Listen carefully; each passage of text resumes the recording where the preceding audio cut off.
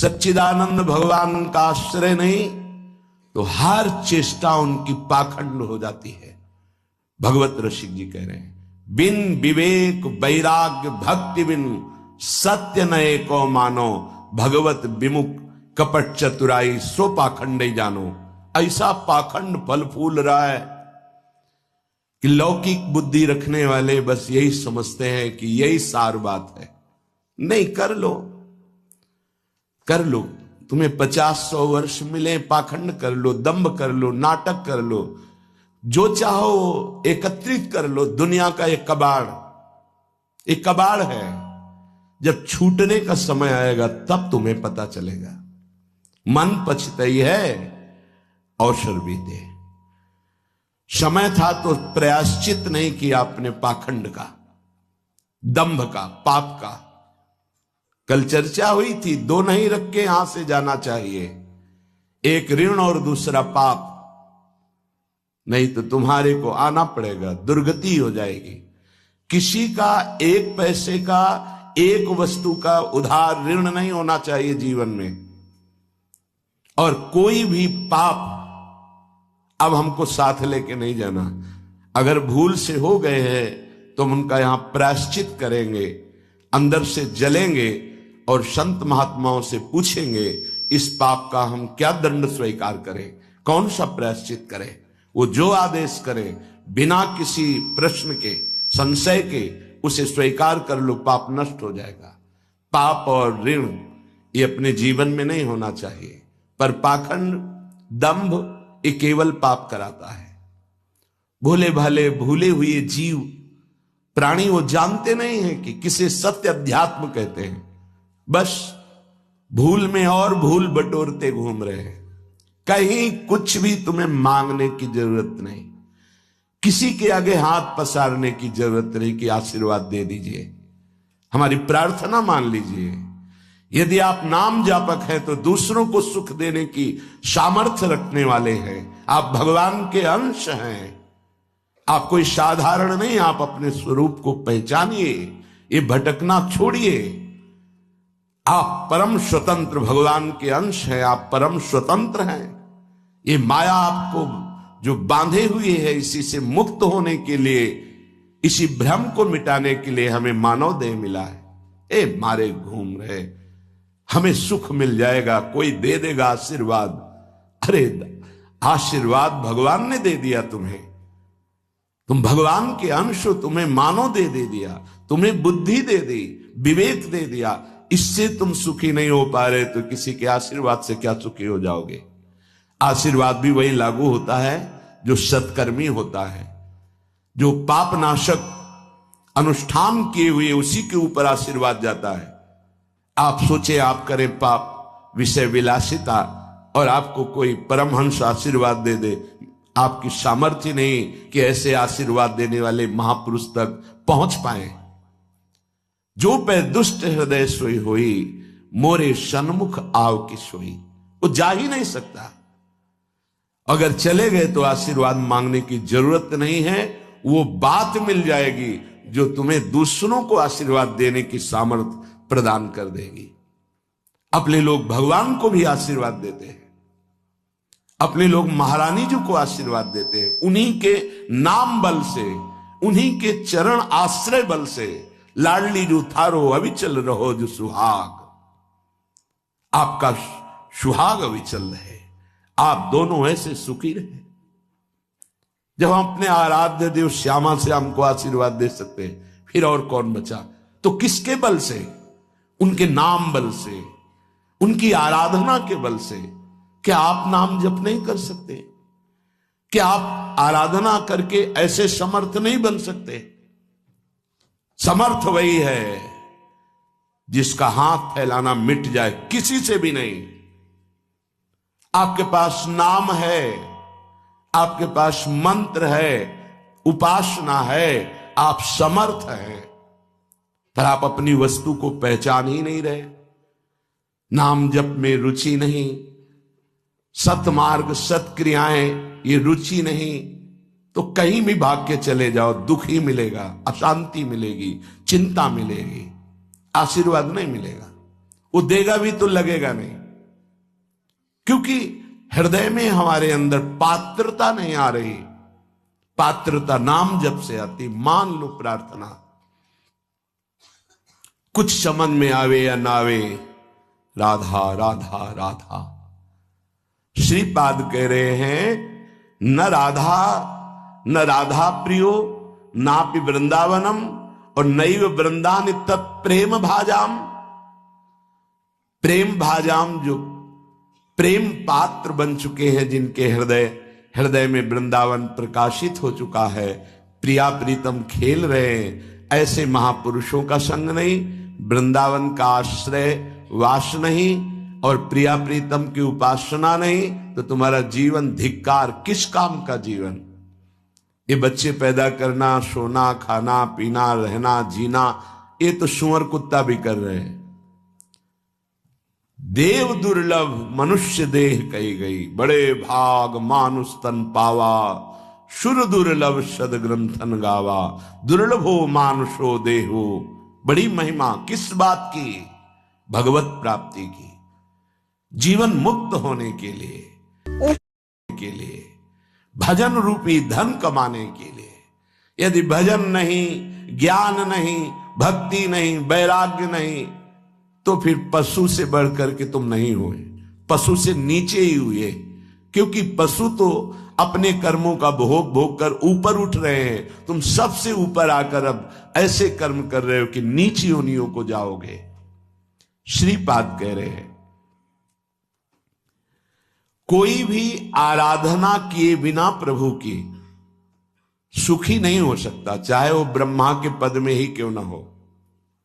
सच्ची मानना, अगर सुख का अनुभव होगा तो भगवत आराधना से। ये बैठ जाए दिमाग में, भोगों में सुख नहीं है। अनंत ब्रह्मांडों में जितने भोग हैं सब माया के द्वारा रचित हैं। अगर वो सुखद भोग लग सकता है तो प्रभु को अर्पित करने के बाद, प्रभु से जुड़ने के बाद, प्रभु की दृष्टि पड़ने के बाद, जैसे ऐसे हम पाते हैं तो अन्न है, लेकिन जब प्रभु को अर्पित करते हैं तो प्रसाद हो जाता है और प्रसाद का नाश करके हृदय में प्रसन्नता प्रकट करता है। प्रसन्नता ही भगवद आनंद की तरफ आगे बढ़ाती है। समझ में नहीं आ रहा, हम बार बार भटक रहे हैं इन्हीं भोग, इन्हीं सुविधाओं को सुख मान। अगर नाम जप नहीं चल रहा तो समेट लो जितनी सुख सुविधाएं, अंतिम समय हमारी बात याद करना, कुछ तुम्हारे हाथ नहीं लगेगा। अब भी देख लो, कोई 20 का है, कोई 50 का, कोई 40 का, 30 का, इतना समय व्यतीत हो गया। क्या है तुम्हारे पास जो यहां से ले चलोगे? और कौन सी अनुभूति है जिसमें तुम तृप्ति का अनुभव कर रहे हो कि मुझे ये मिला, मैं तृप्त हो गया? कुछ नहीं, जीरो पे जीरो हो। वही वासना, वही मांग, वही चिंता, वही शोक, वही भय, वही कामना। देखो ना, अंदर देखो। संतोष, शांति, निर्भयता, निश्चिंतता, निशोकता, परमानंद एक भी है नहीं। वो बिना भगवत आराधना के नहीं। श्रीपाद कह रहे हैं हिरण मम राधा नागर चरण मरणे पिनैव विस्मरतु तनुरपि न विपत् कोटिषु जीवन वृंदावनम क्षणम त्यजतु। ये बहुत सुंदर बात मांग रहे हैं। जब मेरे मरने का समय आवे तो हे राधा नागर अर्थात प्रिया प्रीतम, जीवन आपको समर्पित है तो अंतिम श्वास में आप चूक मत करना। यदि जीते जी मैं आपके योग्य नहीं हुआ, आपने दर्शन नहीं दिए, आप नहीं मिले, चलेगा। क्यों? क्योंकि नाम आपका है ना, नाम के सहारे जी लेंगे हम आपकी लीला गुण गायन करके जी लेंगे। आपके प्रेमी जनों के संग से आपके चरणारविंद के अनुराग रंग में हम जी लेंगे, पर अंतिम समय आप, बहुत सुंदर बात है, भक्तों ने मांगा भी है, कह रहे हैं कि अंतिम समय आप मेरे हृदय में स्फुरित हो जाए। जब मैं शरीर छोड़ रहा हूं उस समय केवल प्रिया प्रीतम।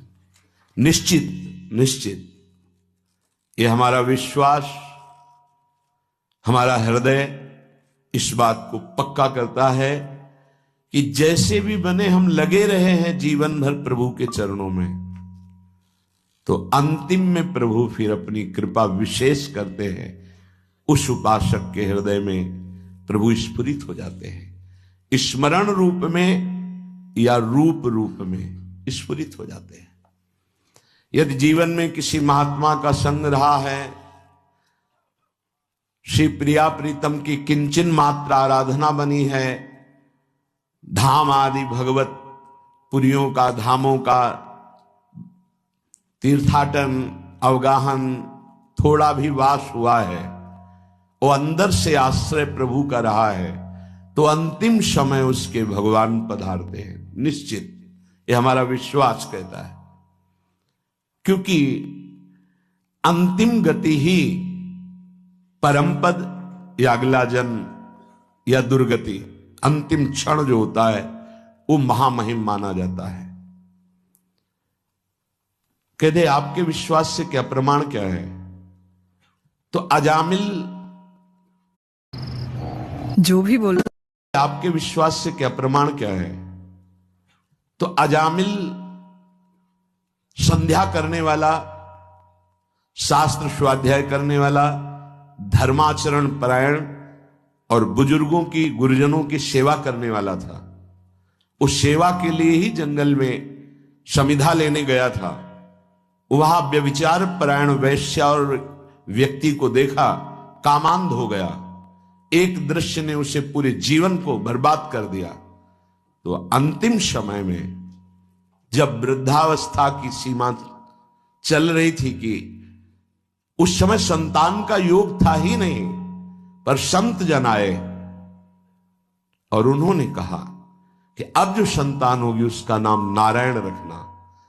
अत्यंत आसक्ति छोटे पुत्र में होने के कारण मरने के समय वो उसे बुला रहा था, नारायण नारायण। तो शायद वो आवाज वहां तक ना पहुंची हो, पर नारायण के पार्षद आ गए और उसको परम पद मिला। ये घटना क्यों घटी? क्योंकि धर्मात्मा था, वो अच्छे आचरण करने वाला था। कुसंग से भ्रष्ट हो गया तो क्या हुआ? हरि ने अंतिम संभाल दिया। तो जो अपने जीवन में प्रयासरत है कि नाम जप करूं, जीवन में प्रयासरत है कि हमसे कोई पापाचरण ना हो जाए, जीवन मेरे जीवन धन प्रभु के लिए है, तो ये हमारा विश्वास है अंतिम उसका बहुत मंगलमय होगा। जो जीवन में मनमानी आचरण करता है, पापाचरण करता है, ढेर सारी वैभव समेट लिया, पर मरोगे तो कुछ साथ नहीं जाएगा। वो अंतिम समय जो तुम्हारी दुर्गति होनी वही तुम्हारे दिमाग में आ जाएगा और तुम उसी को प्राप्त होगे। श्रीपाद मांग रहे हैं प्रियालाल से, हन्मम राधा नागर चरणम मरणे पिनैव विस्मरतु। जीवन भर आपकी आराधना की, अब अंतिम समय जब मेरा मरने का आवे तो हे प्रिया प्रीतम आप स्फुरित हो जाए, आपके चरणारविंद हमारे हृदय में स्फुरित हो जाए। अब ऐसे कड़वे संसार में जन्म ना हो जहां केवल छल है, कपट है, धोखा है, जहां सत्य का किंचन मात्र लेश भी व्यवहार में नहीं है। तत्व तो सत्य विराजमान है पर उसका परिचय नहीं।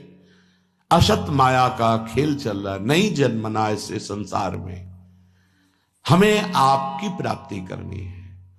माना कि मेरे में सामर्थ्य नहीं, पर अंतिम समय आपसे प्रार्थना है आप हमारे हृदय में स्फुरित होना।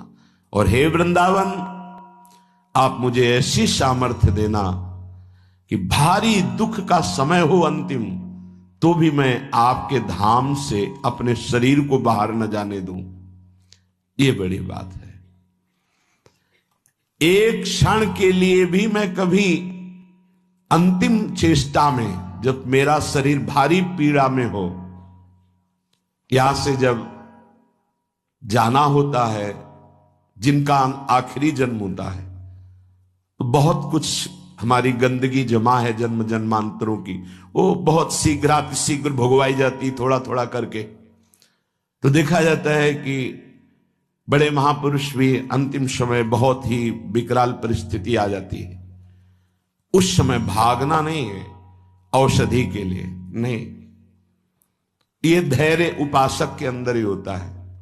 पास में ही राधा टीला है, अभी कुछ ही वर्षों पहले की बात है। यहां के पूज्य जो महंत जी थे, बड़े ही कुंज बिहारी श्री हरिदास चरणारविंद के अनुरागी थे। रामकृष्ण मिशन में गए, परेशानियां बढ़ रही थी। उन्होंने जांच की, उन्होंने कहा यहां नहीं, आपको दिल्ली जाना होगा, या हो सकता है आगरे में हो जाए, या तो नहीं हो सकता न मथुरा में न वृंदावन में। कहा कुंज बिहारी श्री हरिदास कौन जाएगा दिल्ली आगरा। हालत खराब होती चली गई। श्री हरिदास कुंज बिहारी श्री हरिदास। सबसे कहा कि स्वामी जी बुला रहे हैं हमें, जल्दी तैयारी करो जल्दी। ये अभी कुछ वर्षों की बात है, ये अपने सामने की बात कह रहे। जल्दी भोग बनाओ, नहीं तो भोग नहीं लगा पाओगे, समय है अभी, राजभोग जल्दी लगाओ। राजभोग लगाया, प्रसाद लाओ, प्रसाद, बैठो सब सामने। कुंज बिहारी श्री हरिदास, श्यामा प्यारी कुंज बिहारी श्री हरिदास दुलारी। कीर्तन शुरू हुआ, कोई समझ नहीं पा रहा क्या कह रहे, बस खून की उल्टी हुई, बोले स्वामी जी बुला रहे, चले गए। ये है जीवन भर की आराधना का स्वरूप। अंतिम लीला बड़ी विचित्र होती, उस समय आराध्य देव ही संभालते हैं। पूज्य श्री उड़िया बाबा बैठे हुए, इधर प्रभुदत्त ब्रह्मचारी जी की कथा नीचे बैठ करके एक संत सुना रहे, हजारों की संख्या में सभा भरी। बाबा ने कहा आज यहां स्मशान होगा। अचानक कौन समझ पावे महापुरुषों की, आज यहां स्मशान होगा। आज हम पहले 2 श्लोकों की व्याख्या करते हैं। जिसका जन्म होता है उसकी मृत्यु निश्चित होती है। आत्मस्वरूप जन्मा है, उसकी कभी मृत्यु नहीं होती। धैर्यवान कभी मृत्यु से विचलित नहीं। कोई समझ ही नहीं पा रहा कि बाबा आज बेप्रसंग की चर्चा कैसे कर रहे हैं। अच्छा तो सब सुनो, जो चर्चा हो रही सुनो। प्रभुदत्त ब्रह्मचारी जी की भागवत, ओम शांत बैठ गए। आखिरी ओम बाबा का था। इतने में वही आश्रम में रहने वाला एक कुछ विक्षिप्त टाइप का, क्या भगवान दास कुछ ऐसे ही नाम था, वो आया, कहने लगा लाओ हम चंवर डुलाएंगे। तो ऐसे अनाधिकारी पुरुष थोड़ी महापुरुषों की सेवा में लग जाते, नहीं तुम हटो। क्योंकि सुलझा हुआ विवेकवान पुरुष ही महापुरुषों की सेवा में। उसको गुस्सा आया, गया तो चारा काटने वाला गड़ासा कहां से कैसे व्यवस्था की, एक था काल पहले से कंबल में ऐसे छुपा के आया, और इतनी रफ्तार से बाबा की चांद पे ऐसे खुले हुए ऐसे मारा 6-6 इंच गड़ासा, और ऐसे फव्वारा जैसे खून के ऐसे उठते। किसी को समझ में नहीं आया। सामने एक बूढ़ी माई थी, दौड़ के गई, लिपट गई, 5-6 गड़ासे मार चुके थे। अब कोई समझ ही नहीं पाया कि मतलब हो क्या रहा। काल का खेल देखो, वो सब आसपास, मतलब सब ऐसे ही। तत्काल माई ने, बूढ़ी माई ने उसको वश में किया। बूढ़ी माई ने, सब लोग उसको, फिर जो लीला, बाबा को एक इंजेक्शन लगाया गया कि अंतिम समय वो चेतना जागृत। ओम, बस क्या पूरे जीवन तप ज्ञान की मूर्ति, अंतिम लीला कैसे जा रहे हैं। पूरे जीवन मां मां मां पुकारते हुए रामकृष्ण पर अंतिम गले में कैंसर, विविध प्रकार की पीड़ाएं, ऐसी महाभाव दशा में पूज्य भाई जी अंतिम समय में, जिनका आखिरी जन्म होता है बड़ा, तो उसी लिए ये ब्रह्मबोध संपन्न महापुरुष हैं, जीवन मुक्त महापुरुष हैं, प्रेमी महापुरुष हैं। क्या इनकी महिमा वर्णन करे, पर ये हमारे लिए कह रहे हैं, हम सबके लिए, क्योंकि ये जो मांग रहे हैं ये तो प्राप्त है इनको, हर समय लीला में प्रवेश है इनका, इनको श्यामा श्याम की आखिरी दर्शन की आकांक्षा नहीं, क्योंकि इनकी आखिरी जीते जी हो गई। शरीर राग मुक्त भाव दे से अपने प्रिया प्रीतम के पास कोई आवश्यकता इस बात की मांगने की नहीं है। ये अपने लोगों के लिए कह रहे हैं कि हमें प्रार्थना करनी कि मुझे पता नहीं है कब मेरा अंतिम समय हो, हे प्रियालाल। ये हम बहुत बड़े महापुरुष की बात कह रहे हैं जो बहुत साधन परायण थे काशी में। मुझे बहुत आश्चर्य हुआ, ऐसे सब संत महात्मा घेरे हुए हैं, मध्य में वो लेटे हुए हैं। तो उनसे पूछा, स्वामी जी इस समय आपकी गति कहां है? ये चंद्रलोक नहीं, ये तो चंद्रमंडल के अंतर्गत जो चंद्रलोक है, जहां इस सूर्य लोक से भी ऊपर है, सूर्य को क्रॉस कर सके केवल दैवी शक्ति संपन्न जो त्रिगुणातीत हैं, उन महापुरुषों की जो शुद्ध सात्विक शरीर वाले हैं, वो जो देवलोक का अतिक्रमण करके भी आगे बढ़ते हैं, सबसे ऊपर चंद्रलोक है, सूर्य लोक भी नीचे है शास्त्रीय पद्धति के अनुसार। तो उन्होंने कहा चंद्रलोक तक मैं समस्त मंडलों का भेदन करके पहुंच गया हूं, पर ब्रह्म या मोक्ष प्राप्ति तो होश उड़ गए कि ऐसे महापुरुष जो मोक्ष धर्म का ही वर्णन करते रहे, वो ऐसा बोल रहे। एक तरह से जैसे कहते हैं ना कि पैरों से धरती खिसक जाना, कि अपने लोग क्या हैं, अंतिम कैसी बात कर रहे हैं। तो उनका स्वामी जी तो क्या परम पद, तो उनका ये तो विश्वनाथ जी की कृपा के अधीन है। बस हृदय एकदम साधन पक्ष से हटकर कृपा पक्ष की मांग करने लगा कि अंतिम समय कह रहे कि आखिरी कैवल्य परम पद ये तो विश्वनाथ जी की कृपा से। समझ लो साधन कितना पहुंचा सकता है। वो महापुरुष कह रहे हैं कि अभी ब्रह्मलोक भी नहीं, जैसे स्वर्गलोक, महालोक, जनलोक, तपलोक, फिर ब्रह्मलोक, तो स्वर्गलोक के ऊपर ही है, क्योंकि स्वर्ग के अधिष्ठात्र ये सब लोकपाल देवता हैं।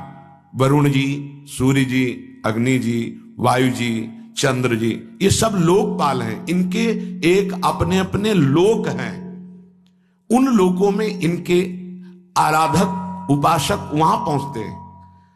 तो वो कह रहे हैं कि मैं केवल चंद्रलोक तक पहुंच पाया हूं, उसके ऊपर ब्रह्मलोक वहां भी नहीं गति हुई। और परम कैवल्य पद ये तो विश्वनाथ जी की कृपा से, क्योंकि काशी में शरीर छूट रहा है, जीवन भर उनके नाम पर रहे, तो वो गति उनकी, मेरी गति यहां तक और वो विश्व।